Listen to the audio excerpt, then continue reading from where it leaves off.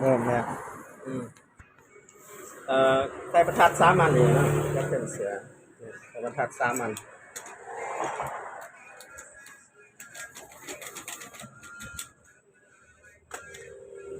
ถ้ามีเหนียวเส้นกระลุ่มก่อนเส้นกระลุ่มนี้เขา3 นิ้ว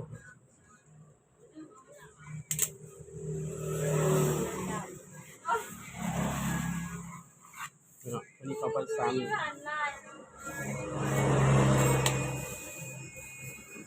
ตำแหน่งชุดเป็นเส้นนี่เป็นเส้นข้อเอาส่วนเพียเลยเส้นข้อ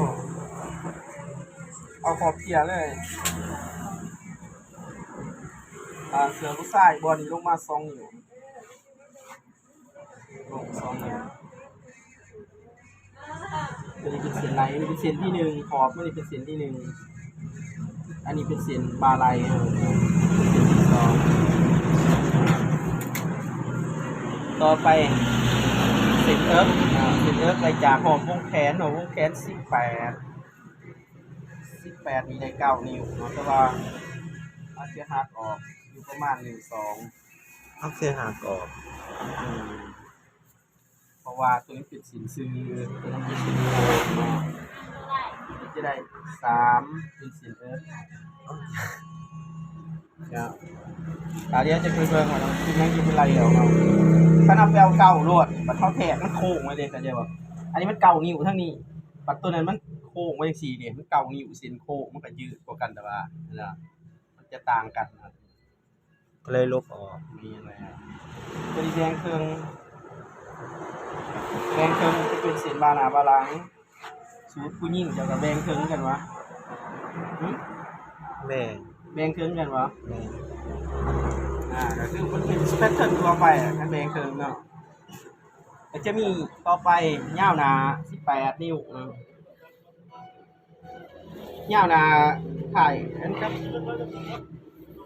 ยาวหนาแทงลงมาโล18 นิ้วแทกจากขอบเกียร์เลยมั้ง เมนขอบเกียร์เลยเพราะว่าขอบเกียร์เป็นเส้นหนึ่งเลยตัวนั้นเนาะตัวนี้เป็นเส้นที่หาเนาะเรียกว่าเส้นแอลจานกระแทกเงาเสือเอาอยู่ที่18 นิ้วจากขอบเกียร์เลย38 นิ้วเอาสัก2 จุดเนี่ย2 จุด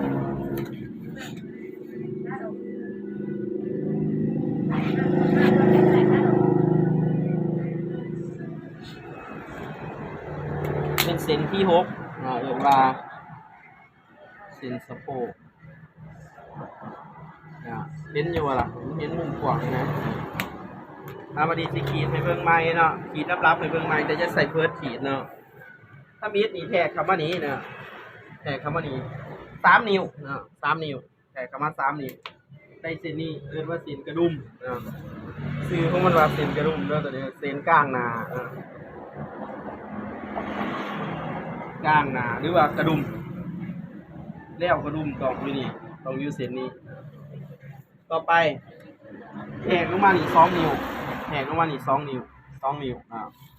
แล้วขีดเส้นนี้อย่าลืมว่ามีเส้นหนึ่งอยู่ขอบเกียร์นี่เด้อมีเส้นหนึ่งอยู่ขอบเกียร์เอาขอบเกียร์เป็นเส้นที่1มีเส้นข้อตัวถอดแหกลงมาใหม่นี่2 นิ้วเดินว่าบาไหลตัวนี้3 นิ้วเด้อ3 นิ้วข้างหน้าหลังจากนั้นลงจากเส้นที่2นี่8 นิ้ว8 นิ้วขีดนะไล่เส้นที่3เดินว่าเส้นเอิฟอย่าจากเส้นนี้จากเส้นที่2เส้นบาไหลจากเส้นที่2จากเส้นที่2นี่8 นิ้วจากเส้นที่2 8 นิ้วหลังจากนั้นแบ่งครึ่งได้4 นิ้วแบ่งครึ่งของเส้นที่2กับเส้นที่3นี่แบ่งครึ่งนะครับให้ไล่เส้นที่4อันนี้แบ่งครึ่งกันนะ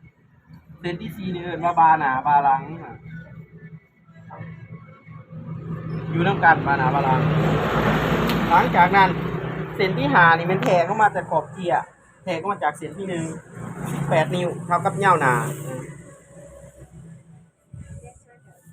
8 นิ้วเท่ากับยาวเรียกว่าเส้นแอลแล้วก็สุดท้ายค่ะเป็นยาวเสือนะยาวเสือสัก8 นิ้วสัก8 นิ้วเห็นบ่ต่อนะสัก8 นิ้วนะยาวเสือเขาสัก8 นิ้วแล้วขีดเป็นเส้นสะโพกนะเส้นที่6สะโพกเสือนี้จะมี6 เส้นนะ6 เส้นทั้งหมดมี6 เส้น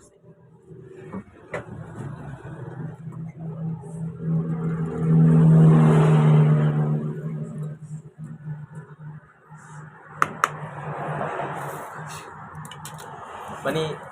ต่อไปก็คือเขาจะไปหาความกว้างของแต่ละเส้นว่าเอาเนี่ยไหนสะโพกนี้จะมีอยู่41นะ41 นิ้วตัวนี้เขาหาร4ได้10 นิ้วนึงกับเบียดเส้น L 35หาร4กันได้8 นิ้ว3กับเบียดหอบเอิร์ก3 เก้าหาร4ได้9 นิ้ว3กับเบียดบานา13 ครึ่งตัวนี้ปรับเป็น14เลย14หาร2ตัวนี้ได้7 นิ้วบาหลัง15หาร2ได้7 นิ้วครึ่งบาไหล่18หาร2ได้9 นิ้วแล้วก็ไปกำหนดความกว้างแต่ละเส้นมันตัวนี้10 นิ้วนึงกับเบียดตัวนี้8 นิ้ว3 4ตัวนี้9 นิ้ว3 4อันนี้7 นิ้วอันนี้7 นิ้วครึ่งตัวเส้นหาเส้นสะโพกขีดลิงก์ใส่กันก่อนแบบนี้เนาะก็คือถ้าเป็นเสือผู้หญิงนี่เนี่ยถ้าเป็นเสือผู้หญิงนะเขาก็จะขีดของตัวนี้เลยก็จะเป็นของตัวนี้เลยแต่ว่าคันมันเป็นเสือผู้ชายมันก็เป็น NL โพดมันบ่ได้นะผู้ชายก็บ่จะบ่นุ่งฟีดคุณนะฉะนั้นกฎของมันก็คือให้ยับเอาอีกครึ่งนิ้วนะยับออกจากจุดนี้อีกไปอีกครึ่งนิ้วผู้ชายนี่จะแอนเขาบ่เกิน3กระเบียดเป็นจะได้แบบนี้แอนอยู่แต่บ่ให้แอนหลายสมมุติว่ามันห่างโพดกะเอาออกมาเอาเอวออกไปมันแบบผู้ชายพวกเด็กน้อยมันบ่มีพุงมีหยังมันก็กิ้วอยู่แล้วเอวมันตัวนี้ทะเลแตก18หาร2ได้9 นิ้วบาไหล่บาไหล่โค้งนะ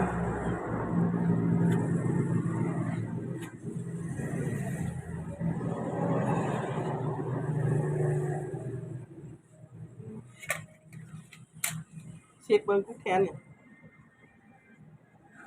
เท่าไหร่นี่19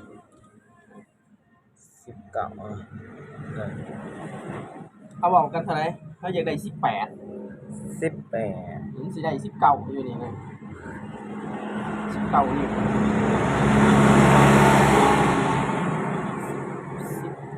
9 นิ้ว2กับ9 นิ้ว6พอดีได้19 นิ้วเอาเลยกันเลยเอาเลยหรือว่าถามว่าอยากเอา18นะยับเส้นเอิร์กนี่ขึ้นมันจะเกลื่อนเส้นเอิร์กขึ้นแล้วโค้งแขนนี่ใหม่สามารถเฮ็ดได้แต่ว่าเอิร์กผู้นี้แล้วใหญ่ครับแล้วตัวใหญ่ย่านว่าเราแทกฟิตก็เลยเซลเลยเรื่องนี้เด้อเซลเลยแต่ขอให้บันทึกไว้ว่าจะแทกได้เท่าไหร่บันทึกไว้มันจะมี2 เส้นนะนี่สังเกตดีๆอยู่นี่มี2 เส้นมีเส้นแขนหน้ากับเส้นแขนหลังนี่นะอยู่นำกันนะมันมีแขนหน้ากับแขนหลังกันต่อไปเฮ็ดข้อเด้อข้อนี่ข้อแล้วนี่17 นิ้ว17 นิ้วนี่ออกมานี่2 นิ้ว3กระเบียด 3กระเบียด4วงคอ มาตรฐานเลยบ่หรือว่า ตัวนี้ต้องระยับออกยับเข่ายับออกยับเข่าได้ตัวนี้เป็นเอาทมิดนี่เป็น2นิ้ว3กระเบียดข้างนี้เป็น4นิ้วโค้งข้อเบิ่งนะอันนี้ขีดต่อไปโหลดนี่เส้นไล่อันนี้ไล่แล้วเส้นไล่สามารถยับได้ข้อมันถ้ามันบ่พอเอาก็ยับเนาะอันนี้เป็นเส้นเลื่อมไล่ครับเส้นเลื่อมไล่1บรรทัดครับเป็นต่อแผ่นหลังโค้งข้อเนาะต้องในแทกมาตรฐานบ่ได้ต้องในแทกลงอีกประมาณ3กระเบียดเนี่ยข้อหลังลง3กระเบียดนะแล้วก็เช็คข้อนึงเช็คข้อนึง3นิ้ว17นิ้วพอดีเฮาอย่างใดข้อ17พอดีนะข้อ17นิ้วเดี๋ยวดิสมมุติว่ามันอันนี้แต่ว่ามันบ่พอหรือว่ามันเหลือเขาก็ปรับเขาปรับออกได้ แม่นแล้วอาจจะปรับออกแบบนี้ปรับออกแบบนี้อาจจะดึงลงดึงคางนี่ออกอีกหน่อยนึงดึงลงอีกหน่อยนึงมันก็เท่ได้ข้อใหญ่ตอนนี้ถ้ามันใหญ่ครับก็ดึงขึ้นให้มันน้อยก็ได้ คือคันเราเอาลงตัวนี้ก็เอาลงนำ แม่นเปลี่ยนให้มันเสมอโดดนี่เปลี่ยนแบบนี้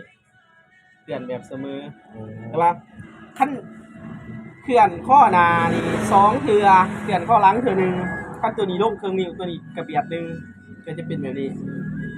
บัดคอหลัง ตัวนี้กระเบียดนึงตัวนี้อันน้อยนึงหมายความว่าคันจะเอาข้อหน้านี่ลง1เซน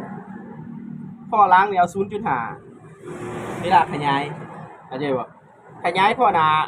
เป็น2เทื่อของข้อหลังขั้นตัวนี้จะขยายไป1เซนสมมุติว่าจะขยายไป1เซนนี่นะข้อหลังนี่ให้ขยายตั้งแต่ครึ่งเซนบ่ให้ถึง1เซนนะแล้วก็วางบรรทัดโค้งใหม่มันก็จะได้แบบนี้ให้โค้งใหม่มันก็จะได้หอกตัวใหม่นะแต่ว่าของเฮานี่โอเคแล้วเท่าไหร่แล้วตำแหน่งกระเป๋าเป็นนิ้ว2ตำแหน่งกระเป๋านี่เอาหอบข้อมาหาร2นะเอาหอบข้อมาหาร2หอบข้อ17นิ้วหอบข้อหาร2เลย8นิ้วครึ่งได้ป่ะลงมาจากเส้นข้อนี่8นิ้วครึ่ง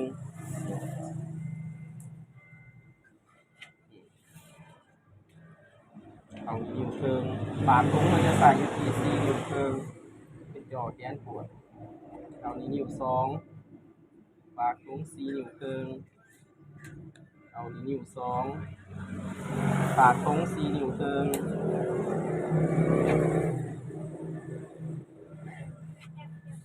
อันนี้4นิ้วครึ่งคัน4นิ้วครึ่งข้างนี้เอาเดิน3กระเบียดเป็น5นิ้ว2ตรงนี้นะโค้งนี่เฮาสามารถดีไซน์ได้เนาะคือว่าเฮาบ่อยากให้มันแหลมเฮาก็เฮ็ดโค้งได้เฮ็ดโค้งได้เฮ็ดปลายม้วนๆได้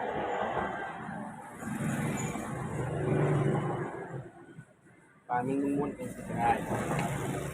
ม้วนแต่ว่าบัดรีดก็ต้องให้ม้วนนั่นแหละมันสิแต้มม้วนซื่อๆบัดไปหยิบถุงบ่ม้วนว้าวเนี่ยเป็นถุงม้วนแนวนี้ก็ได้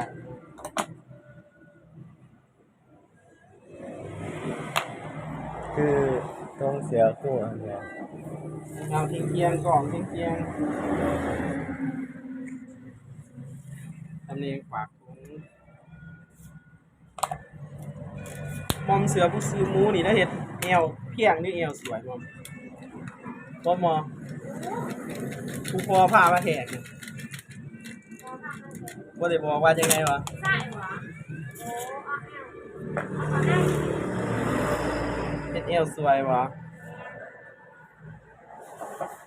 คันสิเตรียมแอวสวยก็ยกตัวนี้ขึ้นสัก2นิ้วข้าง2นิ้วตัวนี้แบ่งครึ่งโค้งก็ดี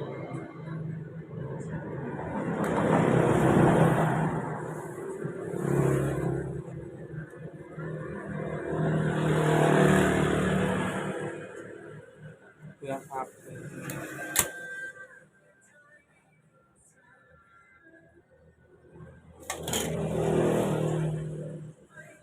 แล้วตัวมัน